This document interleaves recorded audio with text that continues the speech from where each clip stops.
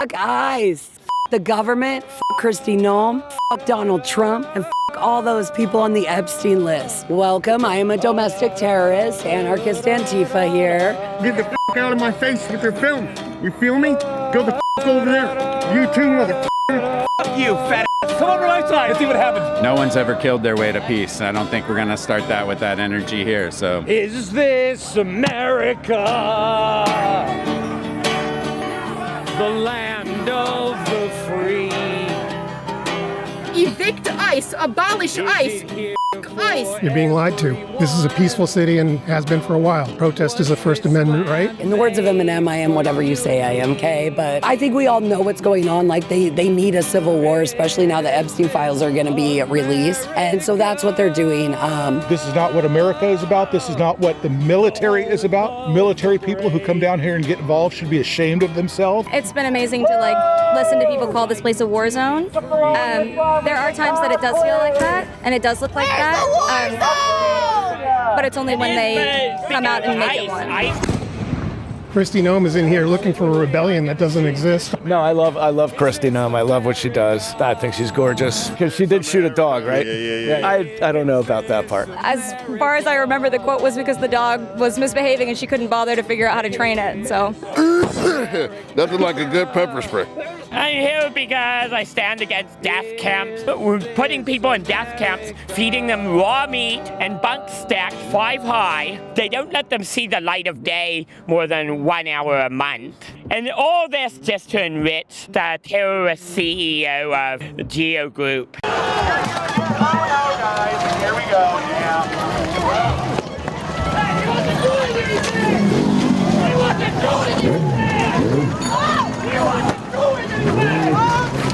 Look! Get back! Whoa, whoa, whoa!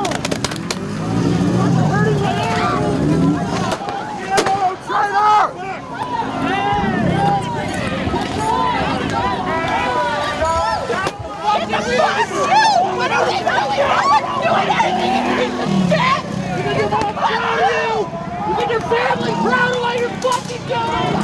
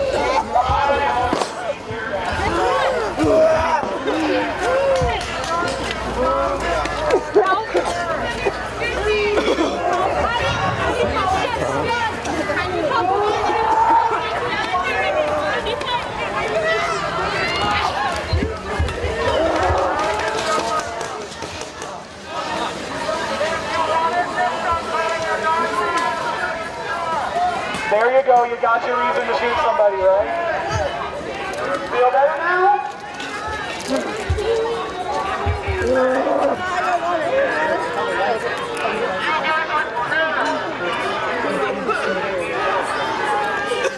You guys are the domestic terrorists. Are you proud of yourself? You bring the problem and then call yourself the solution.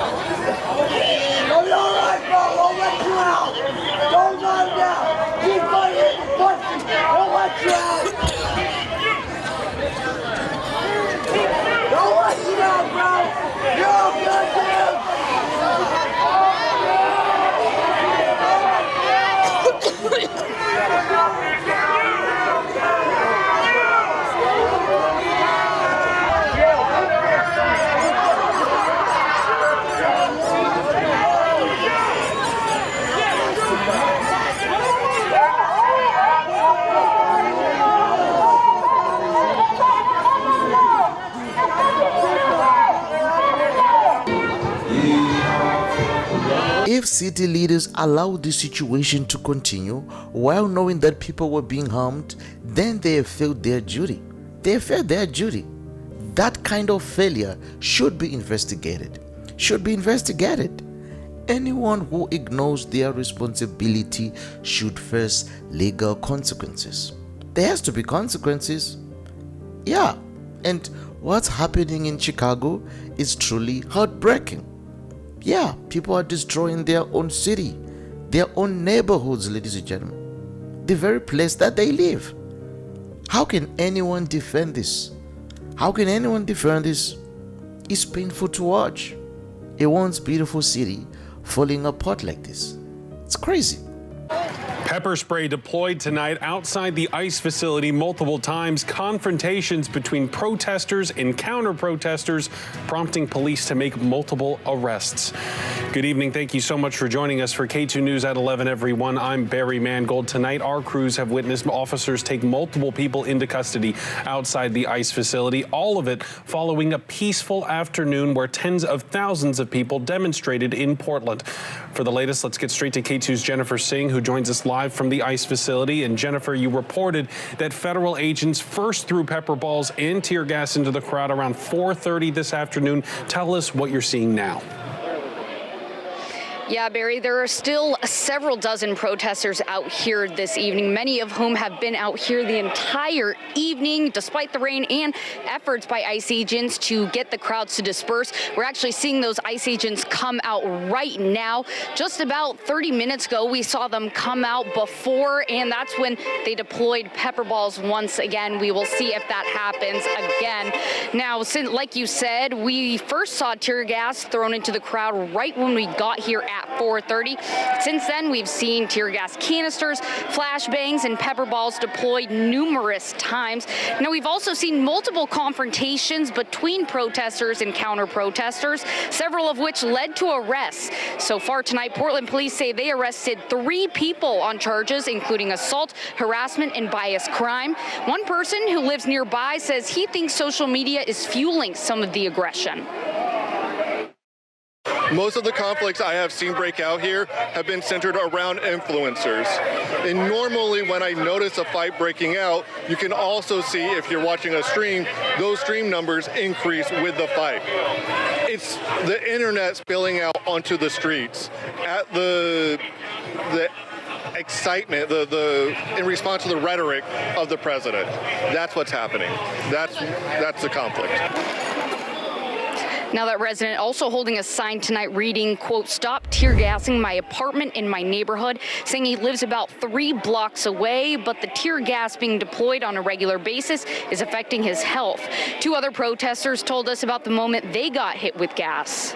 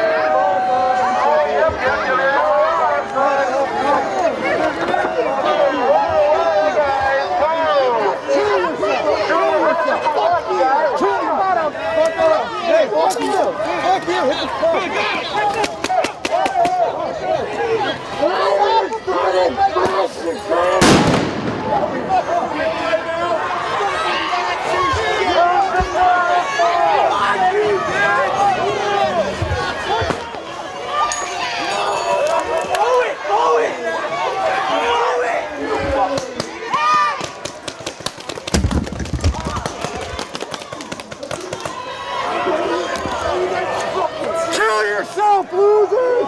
Fuck you guys!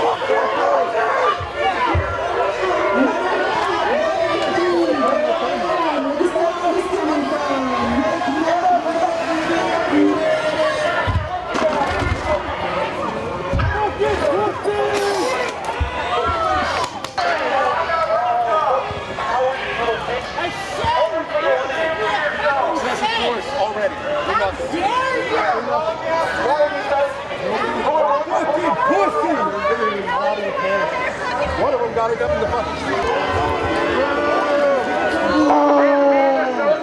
You guys are fucking amazing. Little fucking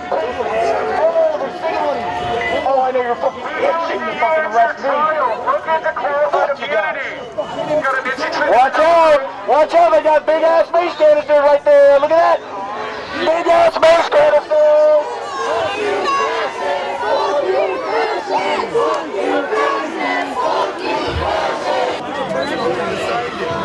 Did it really hurt you? Why are you so apology, guys? You guys are not tough because you're out there with your fucking concussion. This is your job. Bring it in! This is your job. You guys are fucking losers. What the fuck are you idiots doing?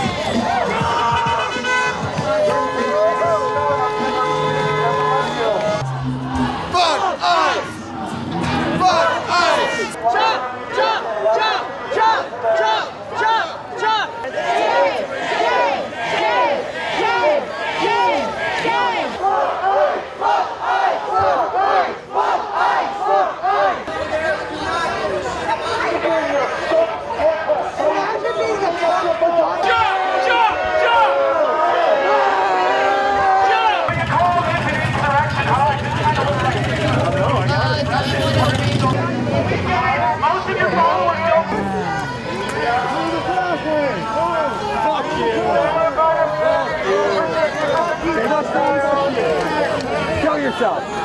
You too. Also kill yourself. You think you have qualified immunity? When you violate our constitutional rights, you will face consequences. Hey guys, I think we need a little more marking of them. I think we need a little more marking of ours. How do you look at yourself in the mirror? We are seeing those pepper balls being deployed from on top of the roof by agents, and that's why our crews here and many others have these gas masks like this. You'd see the agents are wearing gas masks themselves, but however, not everyone has the protection that can keep up with the amount of tear gas we've seen tonight. We will continue to be out here, see if anything goes down.